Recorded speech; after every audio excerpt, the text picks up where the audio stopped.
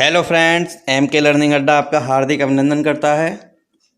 आज से हम अपने चैनल पर हिंदी का सेशन शुरू करने जा रहे हैं। हमारे चैनल पर हिंदी का ये पहला भाग है और ये केवल सीटेट और यूपी टेट के लिए नहीं बल्कि सभी प्रतियोगी परीक्षाओं के लिए महत्वपूर्ण है। आज हम हिंदी साहित्य के इतिहास के कुछ अति महत्वपूर्ण बिंदुओं पर चर्चा करेंगे। गारंटी है इस टॉपिक से कम 2 या 3 प्रश्न आपको एग्जाम में देखने के लिए अवश्य मिलेंगे और वीडियो में लास्ट तक बने रहें। आज का सेशन आपके लिए बहुत ही महत्वपूर्ण रहने वाला है। तो चलिए शुरू करते हैं आज का हिंदी साहित्य का इतिहास भाग 1। इस टॉपिक के अंदर हम चर्चा करेंगे कि हिंदी साहित्य का इतिहास कैसा रहा, इसमें कितने काल हुए, कौन सा काल कब से कब तक रहा और रचनाकारों ने इस काल के लिए किस नाम से पुकारा है और इसके कौन कौन से प्रमुख कवि रहे। तो चलिए शुरू करते हैं आज का महत्वपूर्ण शीर्षक हिंदी साहित्य का इतिहास। जैसा कि यहाँ पे लिखा हुआ है, हिंदी साहित्य के इतिहास में अब तक लिखे गए इतिहासों में आचार्य रामचंद्र शुक्ल द्वारा लिखे गए हिंदी साहित्य का इतिहास सबसे प्रमाणित तथा व्यवस्थित माना जाता है।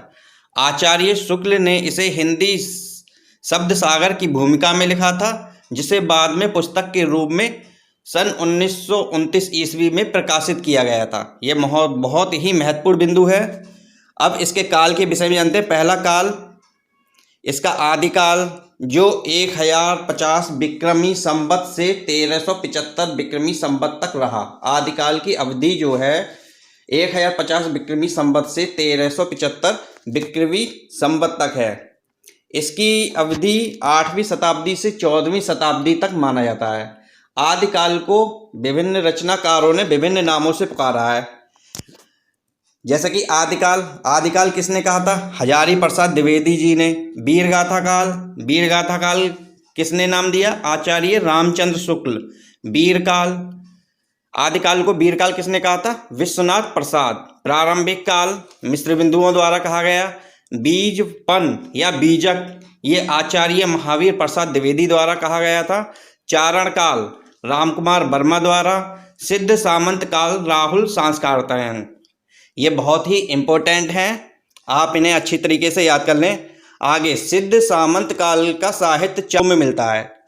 नंबर 1 सिद्ध साहित्य तथा नाथ साहित्य। नंबर 2 जैन साहित्य। नंबर 3 चारणी साहित्य। नंबर 4 प्रकीर्णक साहित्य। इनके बारे में विस्तार से चर्चा हम अगले वीडियो में करेंगे। अभी मुख्य पॉइंट आपके लिए बताते हैं। आदिकाल के जो प्रमुख कवि रहे थे उनके नाम हैं, एक अमीर खुसरो, विद्यापति, नरपति नाला, याज्ञनिक। अब अगला काल आता है भक्ति काल। काल की जो अवधि है वो 1375 विक्रमी मानी जाती है। इस काल के बारे में अगर चर्चा करें, ये काल प्रमुख रूप से भक्ति भावना से ओतप्रोत है। भक्ति काल हिंदी साहित्य का श्रेष्ठ युग माना जाता है, यानी हिंदी साहित्य का श्रेष्ठ युग माना जाता है। समस्त हिंदी साहित्य के श्रेष्ठ कवि और उत्तम रचनाएं इसी युग में प्राप्त होती हैं, यानी कि हिंदी साहित्य के जो सबसे श्रेष्ठ कवि थे और उनकी लिखी हुई जो रचनाएं हैं वो भक्ति काल में ही प्राप्त होती हैं। इस युग को पूर्व मध्य काल भी कहा जाता है, जिसकी अवधि 1343 ईस्वी से 1643 ईस्वी तक मानी जाती है। इस काल में 2 प्रकार के साहित्य मिलते हैं, एक धार्मिक साहित्य, दूसरा लौकिक साहित्य। भक्ति काल को विभिन्न रचनाकारों ने इसे विभिन्न नामों की संज्ञा दी है, यानी कि भक्ति काल को किन किन कवियों ने, किन किन रचनाकारों ने किस नाम से पुकारा है। एक जॉर्ज ग्रियर्सन, इन्होंने इसके लिए स्वर्णकाल कहा। श्याम सुंदर दास ने स्वर्ण युग कहा है। आचार्य रामचंद्र शुक्ल ने इसे भक्ति काल कहा। हजारी प्रसाद द्विवेदी जी ने लोक जागरण। इस काल को समृद्ध बनाने वाली 2 काव्य धाराएं प्रमुख हैं। नंबर 1 निर्गुण भक्ति धारा, नंबर 2 सगुण भक्ति धारा। बहुत ही इंपॉर्टेंट पॉइंट, चलिए समझते हैं। नंबर 1 निर्गुण भक्ति धारा। इस धारा को 2 हिस्सों में बांटा गया है। निर्गुण धारा को 2 हिस्सों में बांटा गया है। नंबर 1 संत काव्य, जिसे ज्ञानाश्रयी शाखा के रूप में जाना जाता है। इसके जो प्रमुख कवि हैं वो कबीरदास जी हैं और वो संत काव्य का प्रतिनिधित्व करते हैं। संत काव्य के अगर प्रतिनिधि के बारे में पूछते हैं तो संत काव्य के प्रतिनिधि कबीरदास, और इसके प्रमुख दूसरे कवि हैं गुरु नानक, रैदास, दादू दयाल, मलूकदास, सुंदरदास, धर्मदास आदि। इसका दूसरा जो है निर्गुण भक्ति धारा का जो दूसरा पार्ट है उसे सूफी काव्य के नाम से प्रसिद्ध है और इसे प्रेमाश्रयी शाखा भी कहा जाता है। इसके जो प्रमुख कवि हैं वो मलिक मोहम्मद जायसी, जो इस काव्य यानी कि इस काव्य के प्रतिनिधि भी करते हैं, प्रतिनिधित्व करते हैं, प्रतिनिधि माने जाते हैं। इसके जो दूसरे कवि हैं वो कुतुबन, मंझन, कासिम शाह, नूर मोहम्मद आदि। दूसरा आ गया सगुण भक्ति धारा।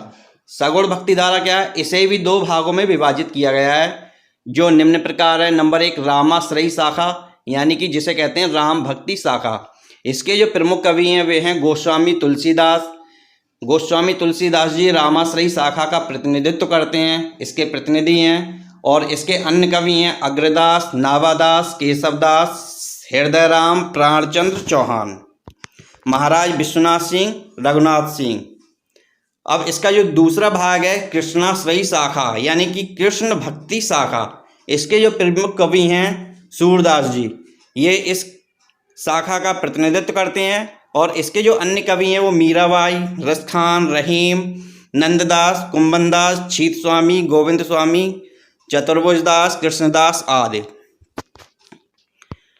तो हमने अब तक देखा कि भक्ति काल के बारे में कि भक्ति काल को दो भागों में विभाजित किया गया है, निर्गुण भक्ति धारा और सगुण भक्ति धारा। तो चलिए बढ़ते हैं अगली काल की ओर, जो है हमारा